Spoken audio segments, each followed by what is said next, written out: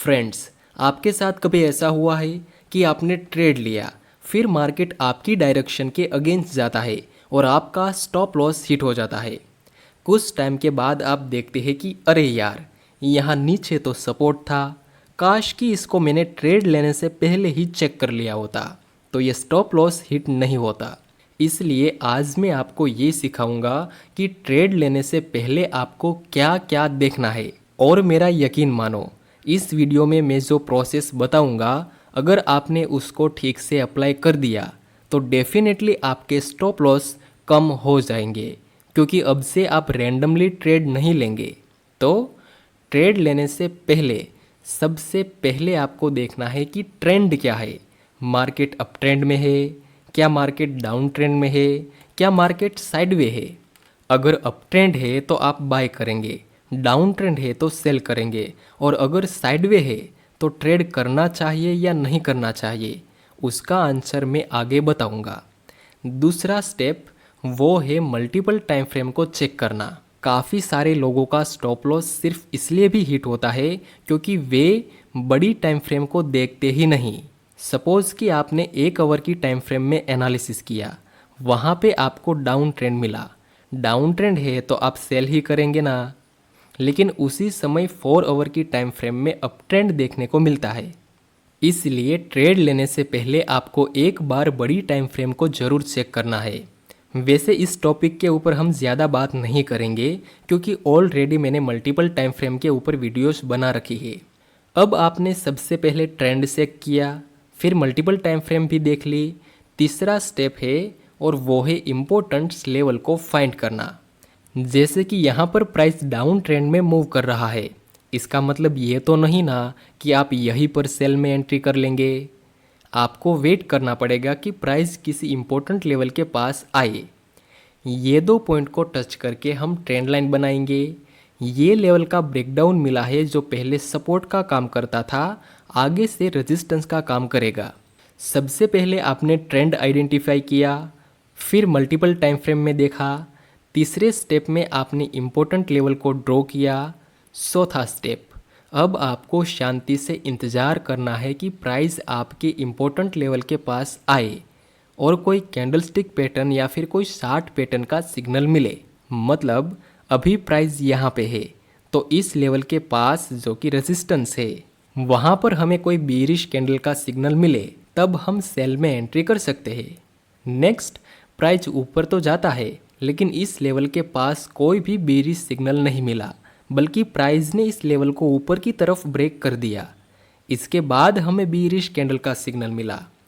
अब आप ही बताइए, क्या यहाँ पर सेल में एंट्री करनी चाहिए या नहीं करनी चाहिए?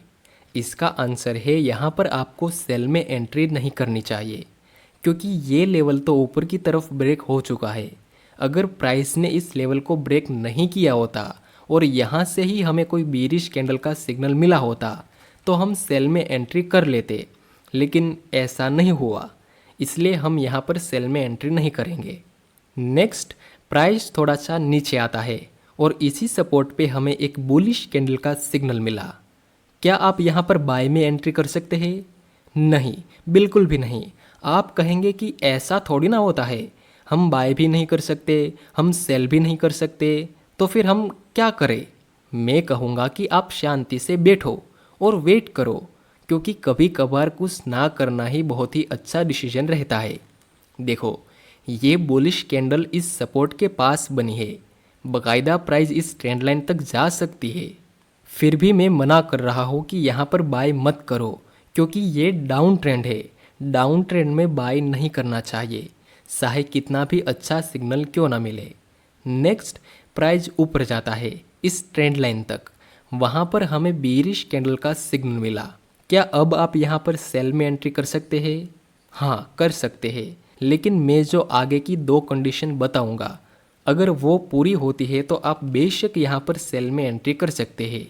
5वां स्टेप, ट्रेड लेने से पहले आपको ये पता होना चाहिए कि आपकी एंट्री कहाँ पर होगी, आपका स्टॉप लॉस कहाँ पर होगा और आपका प्रॉफिट टारगेट कहाँ पर होगा।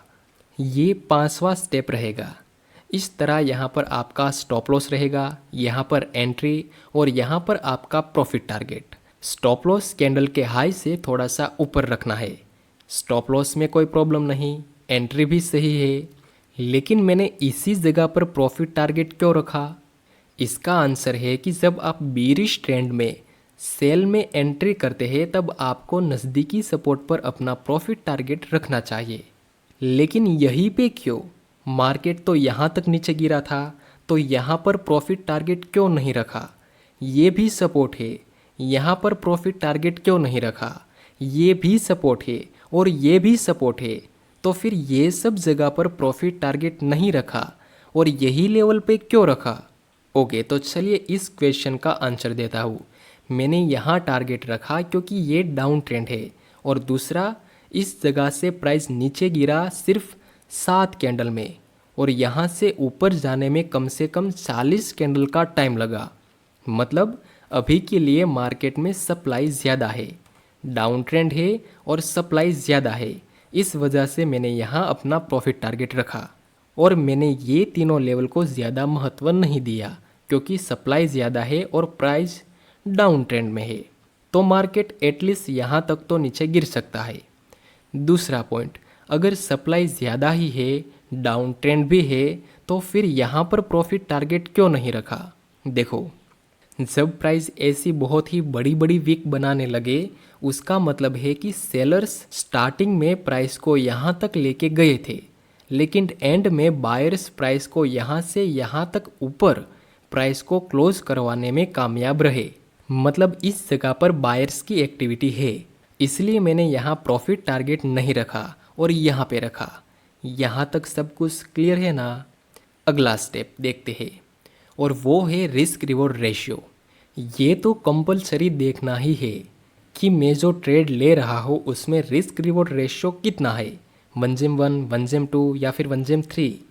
यहाँ हमें 1:3 का रिस्क रिवॉर्ड रेशियो मिल सकता है, तो ऐसे ट्रेड लेने में हमें कोई प्रॉब्लम नहीं। अगर आपको 1:2 या फिर 1:3 का रिस्क रिवॉर्ड रेशियो मिले तो ऐसे ट्रेड में आप एंट्री कर सकते हैं, और अगर आपको 1:1 का भी रिस्क रिवॉर्ड रेशियो ना मिले तो ऐसे ट्रेड नहीं लेने चाहिए। अब आखिरी स्टेप देखते हैं, और वो है रिस्क मैनेजमेंट। सपोज कि आपका कैपिटल है 10,000 का, तो एक ट्रेड में आपका रिस्क 2 से 3% से ज़्यादा तो होना ही नहीं चाहिए। अगर आप risk reward ratio, risk management और डिसिप्लिन के साथ सही तरीके से ट्रेडिंग करते हैं तो दुनिया की कोई ताकत आपको प्रॉफिटेबल ट्रेडर बनने से रोक नहीं पाएगी। नेक्स्ट, प्राइस यहाँ से नीचे गिरता है, जिसके साथ हमारा प्रॉफिट टारगेट भी कंप्लीट हो चुका है। सो आज के लिए बस इतना ही, मिलते हैं अगले वीडियोस में।